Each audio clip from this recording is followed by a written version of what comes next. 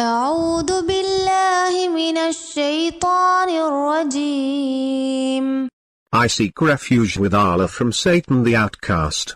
والله جعل لكم من أنفسكم أزواجا وجعل لكم من أزواجكم بنين وحفظة ورزقكم من الطيبات أفبالباطل يؤمنون وبنعمة الله هم يكفرون.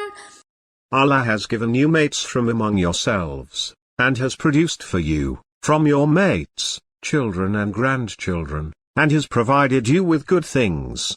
Will they then believe in falsehood, and refuse Allah's favors? وَيَعْبُدُونَ مِن دُونِ اللَّهِ مَا لَا يَمْلِكُ لَهُمْ رِزْقًا مِنَ السَّمَاوَاتِ وَالْأَرْضِ شَيْئًا وَلَا يَسْتَطِيعُونَ. And yet they serve besides Allah what possesses no provisions for them in the heavens, nor on earth, nor are they capable. فَلَا تَضْرِبُوا لِلَّهِ الْأَمْثَالَ